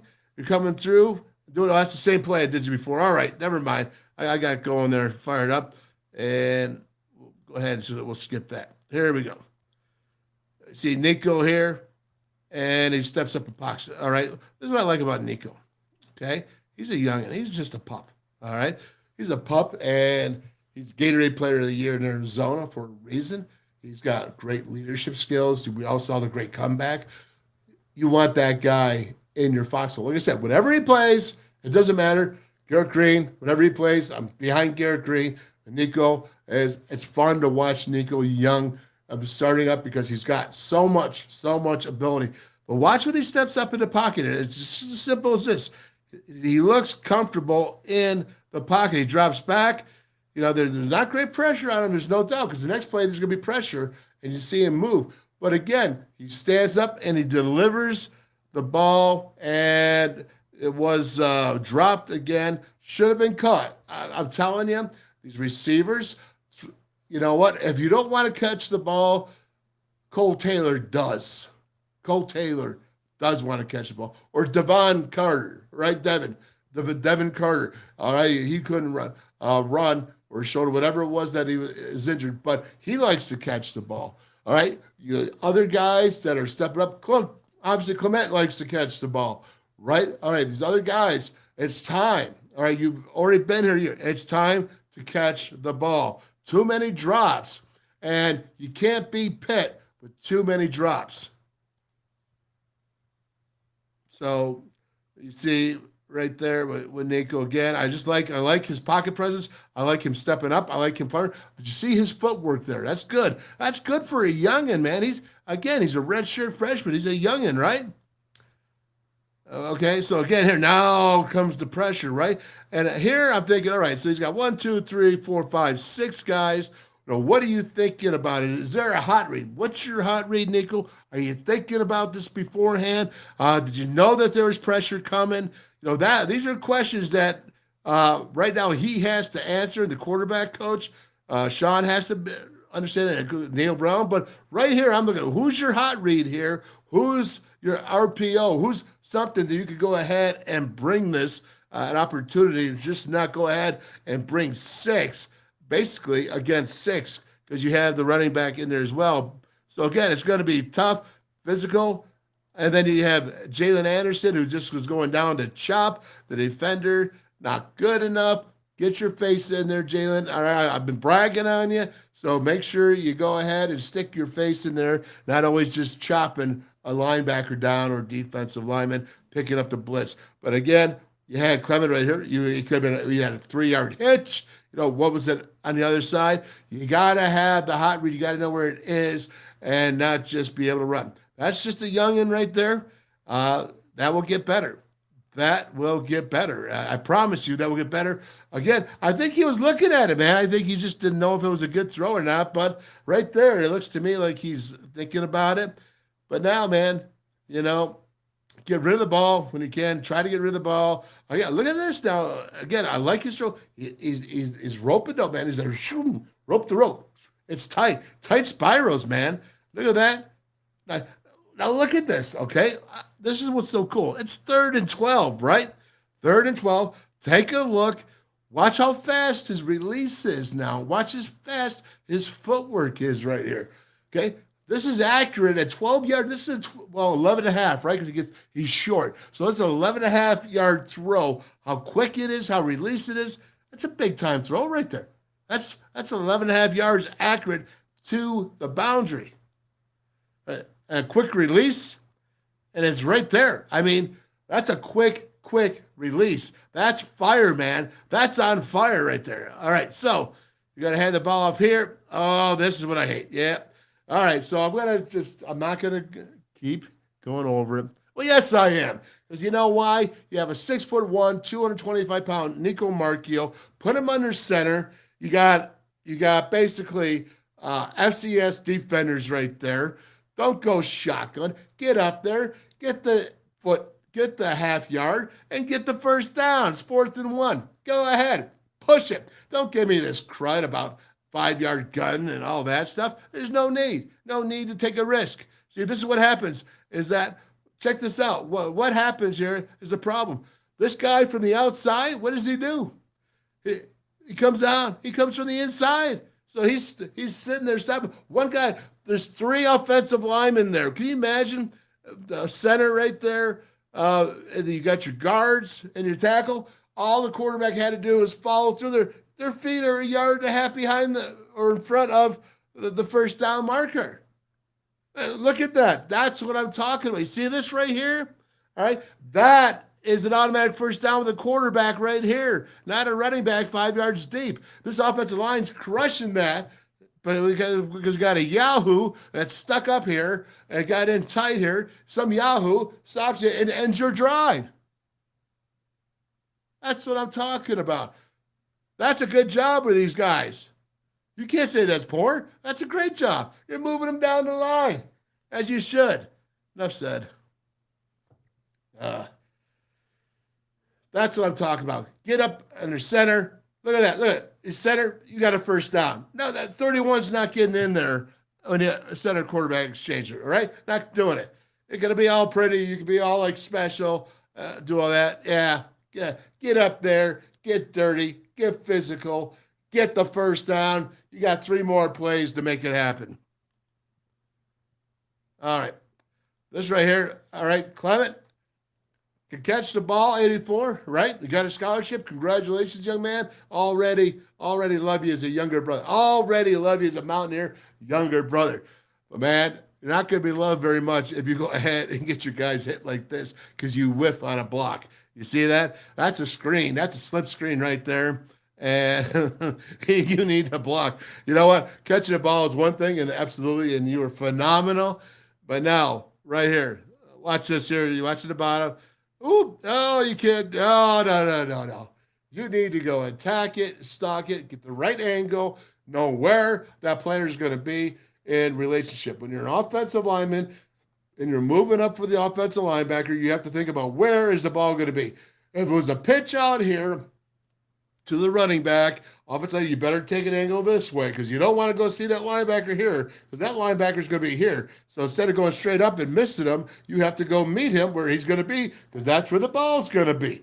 Same thing here. wide receiver. You have to go ahead. Where's that wide receiver behind you? Catch the ball. Where is that DB in relationship to it? You have to be in between the two of them, right? All right. Well, young buck, there you go. You'll learn. You'll learn. But that's is a necessity, and that's going to be important for him to learn as he gets older. Hey, he's not perfect. All right. He did have quite a fantastic game, and I'm really excited for him, and can't imagine how much a thrill it must have been. Okay, so now we go to Rodney Gallagher. I've been waiting to see Rodney. I have anyways, and seeing what type of talent he is.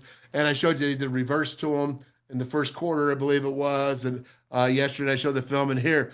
And, young Bucks, screws up, tries to reach out, and, doesn't get it.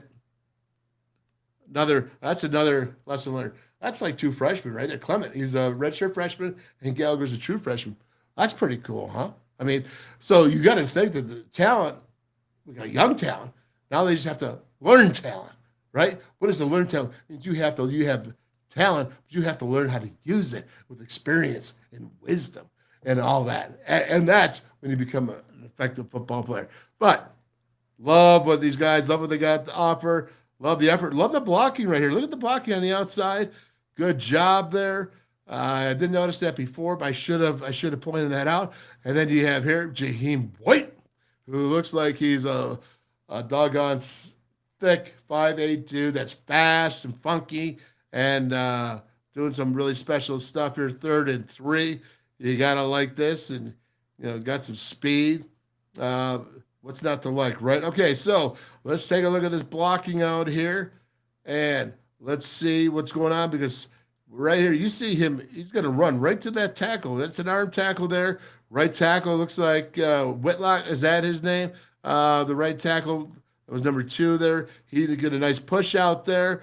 And right there looked like Clement. Did you see that? Clement was actually blocking downfield 10 yards. That was huge for Jaheim White to continue on another 35, 40 yards. Look at this. Look at Clement here, 84. He's stalking now. Now he's in front of the DB, and now see, there you go, young buck. Right, I just went ahead and told you what you need to do in the last play or two, and now you go ahead and you do it. All right, he's already listening to me. Good job right there. And a guy who's not afraid to go ahead and block. He's just not a pretty boy that wants to catch the ball.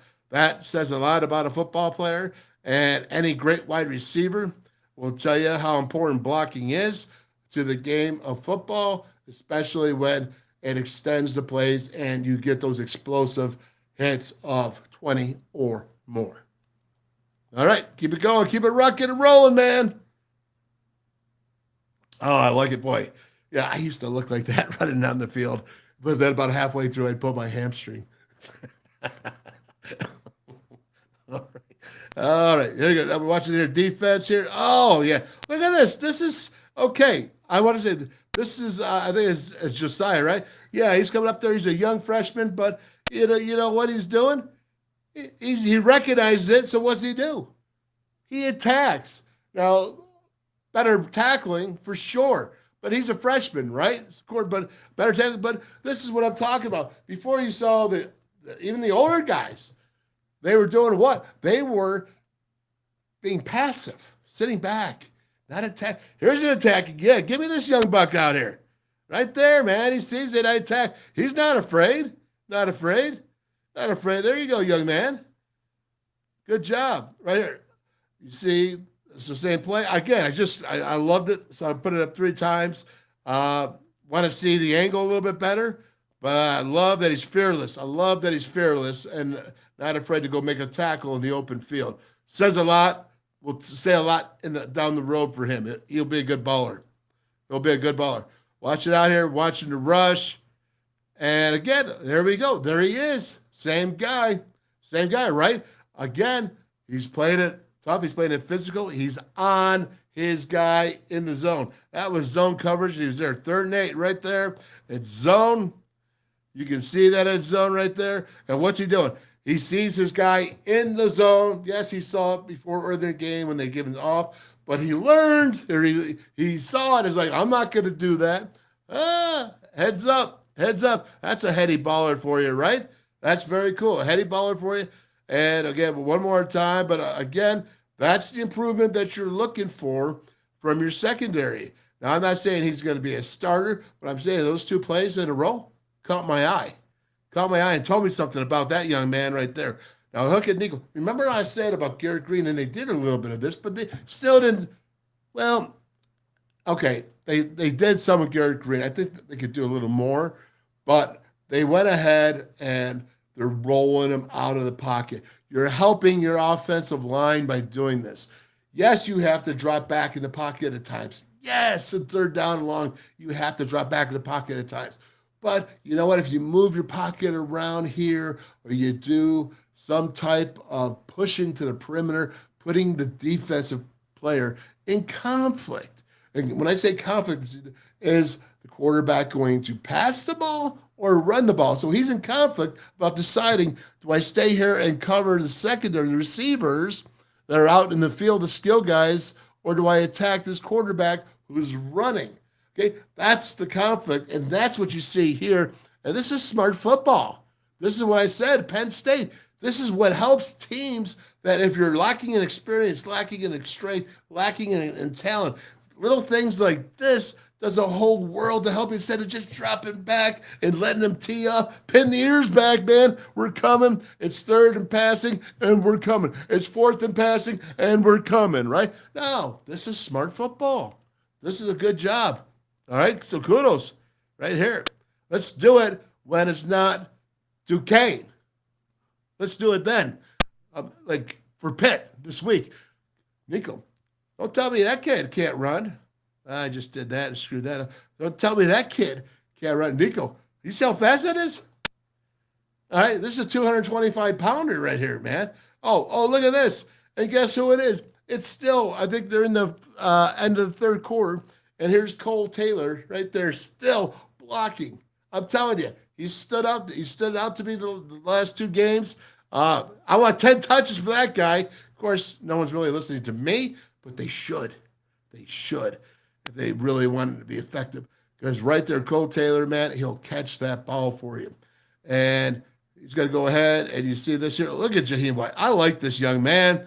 Obviously, it's easy to run when you have a line that's making the holes for you. And that's what this offensive line is doing, the second team group here. But I see it. I'm looking at, there's big Nick Malone up there who has been having a stellar 2 games, stellar at tight end at times as well. And this is cool here. We're getting there. We're getting closer to the end here. We're almost done. But you got to love this film. This is good stuff, man. I mean, I like the fact you got the tight end going away from the play. So then you're causing a conflict in the defense. They have to decide if what the tight end's doing. Is he influencing others to be a second or split-second delay? Look at the big blocking going on. That's huge, man. Huge. What do we got? We got 2nd and 10, 35-10, 5:41 left in the 3rd quarter, right? What do we have? It goes in motion. Is that the same thing? No. Oh, we got a problem. Now we got 2 freshmen in there, right? Now we're not paying attention. Nicco, always focus on one thing first. You got to get the snap. You got to get the snap. Always, it might be a little bit high. It doesn't matter. You got to get that. That's your responsibility. If it's anywhere near your body, you got to get the snap. What I do like here is he continued on. He had composure to continue on, not just fall down. And also you see Jaheim White, who was supposed to maybe get the ball there between the 2 of them. Well, he goes ahead and he makes a block, which I like that as well. So I have no idea what the mix-up was, but it was a mix-up. But you got to like what Jaheim White. Okay, Jaheim, that's a pancake block, man. That's a pancake block because you keep going there, right? And you keep going and you just like hitting it and come in. Look at, see that? Yeah, man. Get you some. It's fun. It's fun to knock those dudes down, right? Get you some, man. And he's a baller. And then he said, oh, this is a nice one. There's a rope. This is a rope, man. This is a rope right to the tight end. The next play you're going to see that he misses him just barely. But, again, I like his accuracy. I like him in the pocket. I like his footwork. I like his release. I like everything about this play. Everything. He's going back shoulder. All right, tough for anyone. He's 6'7", man. I'm telling you. It's an advantage. Touch him. Target. 10 times. 10 times. Target. Getting tired of me saying that yet? I'm sure you are. Alrighty. Well, let's keep going. We're almost done. Almost there. But this is just so much fun. So I'm enjoying myself. I don't care. I don't care if anyone's watching or not. That's right there is good football. Excellent football. You see him make a touch. He'll catch the ball. He's just not going to keep dropping it. All right. Again, now you have the same thing. Guess what? Nicco. Yeah. Got to get some air there, man. Get some air there. And, it's tight throw. Tight, tough. You're better than that. You're much better than that. But I've seen you do better. But, again, that's what we expect. We expect you to be good and to nail that. So, going to hold you to a high standard, you young man. And still not bad throw. He still had a shot, but not bad. Oh, here we go. And there's Mr. 22, Mr. White, going ahead and scoring a touchdown. Take a look. It's pretty cool. Look at the blocking downfield. Boy, they just about gave up here in the defense because that offensive line just took it to them and said, they said, no mas, no more. No more. You see Brandon Yates out there hooking his dude. Nose guard is number 23. You might want to rethink that number. So regardless, there you go. And it looks pretty beautiful. You see, look at Nick Malone. Do you see Nick Malone right there? Let's watch it. I missed it. Darn it, I missed it. All right, there you go. Now look at it. Come on, man. You got to catch this. Come on. Right here. This is beautiful. Again, rolling out, right? Rolling out. He can see downfield. It's cool. It helps younger quarterbacks. Come on, Jeremiah. You're better. Your receivers, you're better than this. Right there. Catch the ball. That's a touchdown. That's a touchdown right there. You don't want to give up. You're taking your eyes off the ball. You're not looking the ball in. And I did this for Mr. Wilcox. Brother Ray. Brother Ray Wilcox is your boy. I want to say congratulations. His first interception as a Mountaineer. And couldn't happen to a better young man. And Ray Wilcox, there you go. There's your boy, man. That's a cool thing, watching that and seeing your son go ahead and get that interception. And the last play, all right, Nicco. There you go. I love it, love it, love it. Pull that ball. Pull that ball. Especially on the end zone there, man. They're not even looking. Right there in the end zone. Pull it. Beautiful. Beautiful, beautiful. Good job. All right. Well, that is it for that. We got a little bit of Nicco Marchiol in there. I think that as we go to the season, both quarterbacks are going to be a necessity. And I will say this, Garrett Green, man, I think you've gotten better. You've gotten better since last season, all right? Now, you just got to go ahead and get that accuracy going. Watch your feet, brother. Watch your feet. It's right there for you. Just slow it down. And Nicco Marchiol, I think you're growing, man. I think it's a real good situation to have two quarterbacks that can play, two quarterbacks that can press the same way, two quarterbacks that can go ahead and press the perimeter, two quarterbacks that can throw deep balls, two quarterbacks that can throw the short balls, and two quarterbacks that we got to have accuracy right there and those intermediate throws. That's what we have to do. That's what the offense has got to do to build up. And it doesn't help, Garrett. It does not help when your receivers drop the ball. It does not help. Nicco, it does not help. Receivers drop the ball. But you can't hold that against them. You got to do better yourself, and you got to find a way to help them get that catch. Again, Cole Taylor, 10 touches. 10 touches. All right? 10 touches. Or targets. Targets anyways. Because I bet you he'll catch 9 of them. Catch 9 of them. And let's see. All right. So let's go through the list. What did I miss here while doing the film? Did I miss anything? Let's see here. Let's go. Let me move on. All right. HR Pickett stuff. Fight on. Oh, we're going to fight on. Hey, how about Boom? Is Boom going to fight on? You know he's going to fight on, right? How'd you like that guy? He defended America for quite a few years now. All right. So trust me. Yeah, we appreciate him. Appreciate his service. All right. Here we go. What do we got now? Man, just you singing that, Wolf got me choked up at goosebumps. All right, I already read that. But yeah, I understand. I get it, man. It's West Virginia, baby. It's West Virginia, the pride of every Mountaineer, right? We all know that. I'm telling you, that's the passion you got to have. This is an excellent opportunity. Saturday night, Mountaineer Nation, Mountaineer Field. Get out there, loud, strong, proud, rambunctious, cool, knowing when to cheer on defense and loud, and knowing when not to get loud on offense, so that we can communicate, being smart, being educated about the game, but going crazy when it's time to go crazy, and to make it so difficult on those dastardly Pitt Panthers. Dastardly. You know what I'm saying? Don't like them. All right, just Boom said it. He said it's personal. All right. But I'm still going on about Boom. All right. Non-football still alone. We live in Britain. Okay, there you go. There you go. The passion. Speak up. I keep going on. Let's see here. Keep on keeping on, Wolf. Great show today. Well, thank you, Mickey. You know what, man? You got that special event coming up here on Thursday. You're in Moundsville for the band of brothers then and now, 66 through 70 guys. Frank Fear, the author. Mickey Plumley, you were one of them there, man. Appreciate you jumping on here. And then you have, of course, here, thank you, Wolfman, for another outstanding show. 100. Yeah. I like those 100s. Keep them. Hey, how about smash the like buttons? Joey always tells me to say smash. I don't know. I don't even know what I'm doing. That's on YouTube. That's a reference to YouTube. Smash the like buttons, I think. And then Freddie Boom's, oh, there you go. Listen to the Boom, man. Wolf knows his stuff. I'll tell you what. You know what?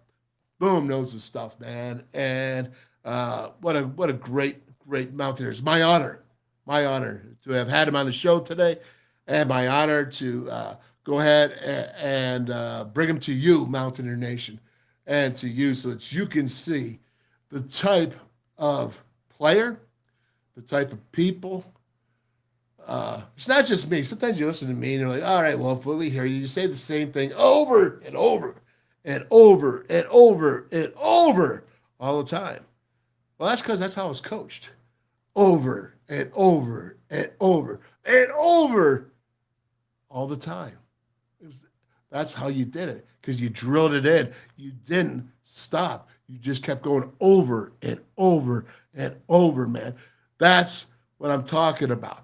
And when you do that, that's how you have the will to win. That's how you have the will to go ahead and play 80 snaps, 80 slugs, as Don Nalen used to say. Maybe it's 60 now, maybe it's 70, maybe it's 100, depending on who you're playing, what team, and the speed that they're going at. But whatever it is, you never, ever back down. You never, ever not give 100. You always go. Even last week, silly as it was, I was going sick as a dog, but I had to go 100 to go do my show. And most people probably wouldn't even give a darn. Be like, oh, your show, you should be laying in bed. But no, it's because it's not how I was taught. I was not taught that way. I was taught to go 100 for everything, no matter how silly I looked, no matter how annoying I sounded with my cold and whatever I had, no matter how bad I looked. It didn't matter, because we go ahead and we give 100. I can't say it enough, and I just don't think I'm ever going to stop saying it. And everything that Boom said today just reinforced me again, just reminded me. Again, I'll take the heat, man, but, Mountaineer passion is Mountaineer passion. Whether it's 30 years or 40, 50, 60 years ago or today, it should be the same. And maybe it will be soon. Maybe it is. I don't know about it. But I'll say this. I don't think it's quite there. I don't think it's the passion that we've had. I don't think it's the toughness that we've had. And I'm talking about everybody now.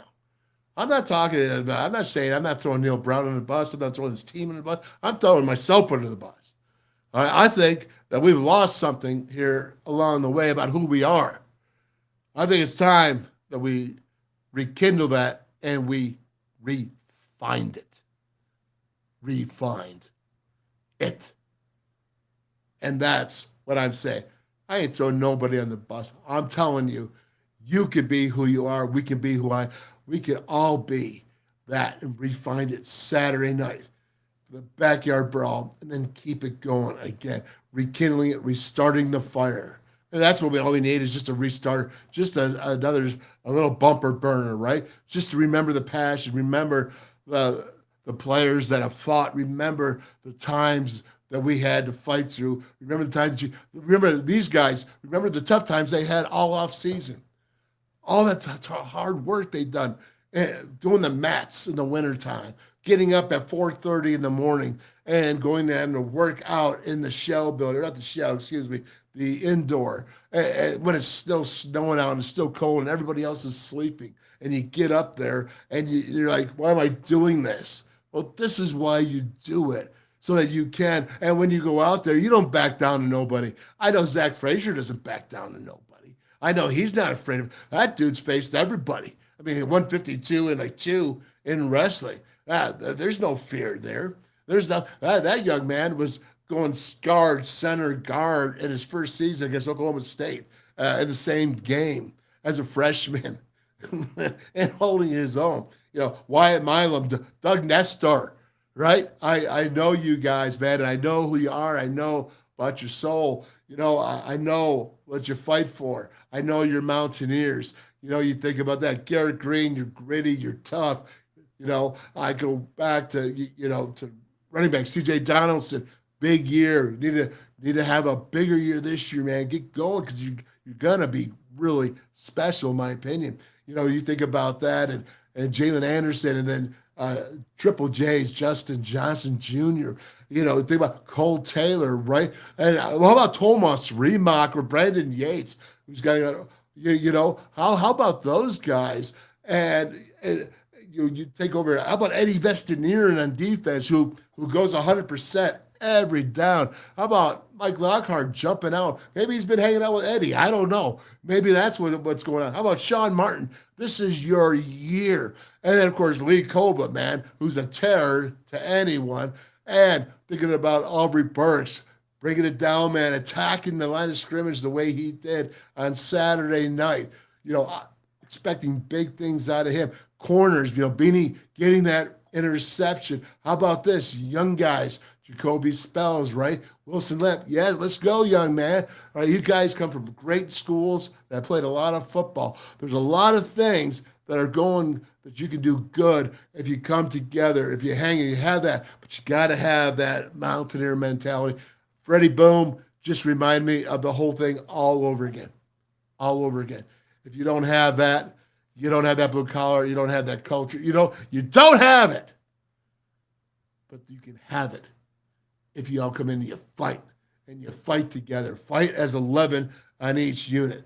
Fight 11 offense, 11 defense, and 11 special teams, and then all together as a team. And you keep that spirit, and you sit there, and then you say, give me my theme song, right? Give me that theme song. That's what you want to do. And then you want to sing and shout, and there's nothing better, because you'll remember for the rest of your life. I promise you, young men, you'll remember for the rest of your life. You go in there against Pitt in 2023, you beat them, and you go sing that fight song. There's not many things like it that you won't remember on all that.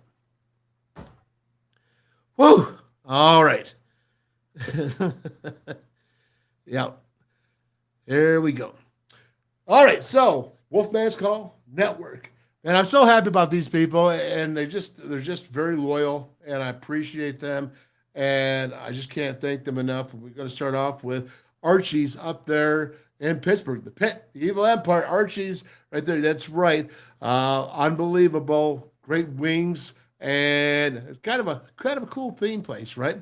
And you got to think about Route 22 Sports Bar, Weirton, West Virginia, right there on the border.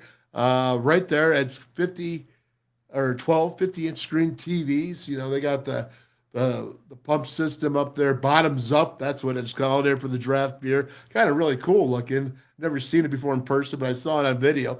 And then you have Calacino's Pizzeria and Sports Bar. Great pizza, Beckley, West Virginia. Love it there. And Can't wait to go back and eat some of that za. And then you have Cantrell's River City Grill and Pub right there in Hinton, West Virginia, on the river, man. On the river. I cannot wait to head down there. And then you have Legends out there, Aaron Gizzy, the Legends Sports Bar and Grill, Cheat Lake, Lakeview. That's right, Gizzy. What's up, brother? Getting ready. Gotta get ready for the Special Olympics this year, that big polar plunge. And then we have Danny's down there. Go from Cheat Lake all the way down to Princeton, West Virginia, Danny's. That great Mountaineers right there at the bottom of the state. And they are loyal. And then, of course, you have up here Royalty, Keglers. They're in Morgantown, the Renz family, and Dougie. I love Dougie. And, of course, you got Jimbo's place in Elkins and Buckhannon. So nice. They did it twice. Great food. Had his wings. Jimmy Pointer, thank you so much. Then you have, it's not the Mason Jar Saloon anymore, right? So I got to get this changed this weekend. It's the Jar Restaurant and Hot Spot in Morgantown. It's up there on Fairmont Road, right past the Morgantown Mall. What's up? Hey, Steve Reese, I know you guys just switched ownership. I got to get your logo up there, but we're tagging you in on social media, and we thank you very much for your support. Speaking of Steve Reese, we got the Mason Jar Barbecue and more in Fairmont, West Virginia. Unbutton those britches. Yeah, big time. Steve Reese, big fan of your cooking. Big fan of your cooking. And then, of course, you have the Pallet Bar there, all those craft beers they have, all the good food, the appetizers, so good. And it's just a crafty, nifty place, and very elite, very elite. Thank you, Haley. Appreciate it. We did the pregame down there. And we got the pitch down in Dunbar, West Virginia, the Pitch Sports Bar and Grill. Such a cool back environment, great food, great sport atmosphere, great to watch a game. And, of course, we got Mel there, right down Oakland Street, right by all the dormitories there for WVU, right across the street from Towers. So you got the Mountaineer Tap House with Mel right there. And then we head down to last but not least, you got Bridgeport. Rob Davis, man. First one to sign up for the WolfMan's Co-Network. Rob Davis, Bridgeport, Brickside Bar and Grill. Eat local. All right. Is there anyone that has anything to say for the good of the cause? Anyone here that wants to jump on anything? I think we're about done. It's 2 hours in. Man, I'll tell you what. Was that not cool today? I mean, I'm thinking about it. I'm sitting back. I'm fired up. Tomorrow we're going to have another big show. We got some Mountaineers coming in tomorrow. How about this? I know one of Jeremy Sheffy is going to come out. Remember, offensive line Sugar Bowl, knocking Hoot out of Georgia. Yeah, you think they're physical? You think they're passionate? How about Gary Lombard going back to those 50s, those 60s guys, right? Or sorry, Gary, you're 70s, not 60s. 70s guys with the Bobby Bowden time and the Peach Bowl and all that cool stuff. So we got some good stuff coming out tomorrow. This is a week of about being who we are, finding out who we are. Freddie Boom, we had Chris Neal on yesterday. Chris Neal during the Rich Rod and Bill Stewart era, a nose guard. Tough as nails. Again, so you got Freddie Boom way back from the 80s, and then you got right there, you had Chris Neal. I mean, nothing changed. Warriors, gridiron warriors, man. Warriors in the field. Gridiron warriors. And they will play 80 slugs to the ground. 80 slugs to the ground. That's what's impressive. All right, everybody. Well, how about this? Where's my man, Zach Frazier? Where's the best center in the country? Where is he? Where is the best center? Zach Frazier. Anyone else? All right, we're staying out. What's up, ZF? Hi, I'm Zach Frazier from Fairmont, and when I'm back home, you'll find me at my local Parmar store. We had that gold and blue pride at your local Parmar store. We are coming to your neighborhood soon. West Virginia, Kentucky, Ohio, Pennsylvania, and Maryland, we have you covered. Download the Parmar app and sign up for the Parmar Rewards Card.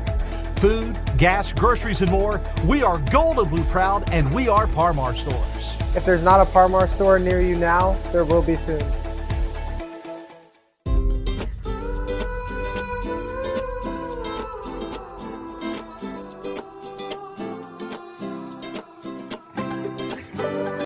Buzzballs ready-to-drink cocktails.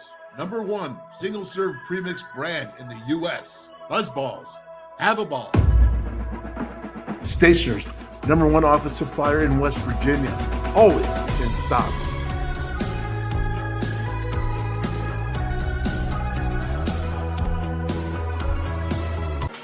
All many, the anywhere, anytime chargers, powering a connected world. Never buy AA batteries again. Rechargeable 500 times plus. Paul Mini AA USB lithium battery, as easy to charge as your cell phone. Sustainable energy. Stay charged. Go green, save green. Feel the power of Paul. Order now at paulmini.com.